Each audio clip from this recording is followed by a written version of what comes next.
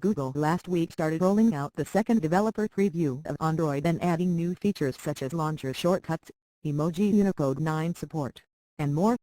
While Google revealed a list of features and fixes it introduced in the preview 2, some other new features have been discovered. That the next version of Android will natively support 3D touch-like pressure-sensitive displays, as well as feature new VR helper services.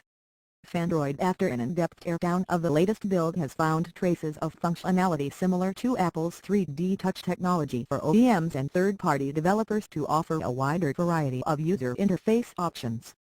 Fandroid took some help from Nova Launcher to show the feature working in the latest Android 10 Developer Preview 2, in the form of gesture shortcuts. The demo video shows the Weather app icon with swipe-down gesture gives a glimpse of weather forecast for upcoming days without opening the app. It adds that developers can use any gesture they want. In another report, Fandroid says that Google partially gives references of 3D Touch-like feature addition. The official developer page notes, your app can create up to 5 dynamic shortcuts.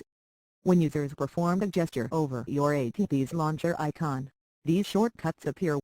By dragging the shortcuts onto the launcher, users can make persistent copies of the shortcuts, called pinned shortcuts. In a separate report, Ars Technica has discovered references of virtual reality features built into the latest preview released last week. The report adds that the new build includes references to a VR listener or VR helper. Google_VR_IO 2015_press_image.jpg. In the latest Android 10 you can see this by navigating to Settings >Apps >Configure Apps, the gear button in the top right >Special Access >VR Helper Services, points out the report. At the moment, details about the new VR features built in the platform are limited. Earlier this year, the report had tipped wider support for virtual reality built into the next version of Android.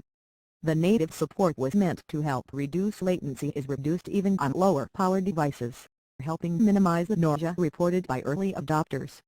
We can expect Google to detail more about the 3D Touch-like feature as well as its virtual reality features at the upcoming Google I/O 2016 Developer Conference, which is scheduled from May 18 to May 20 this year.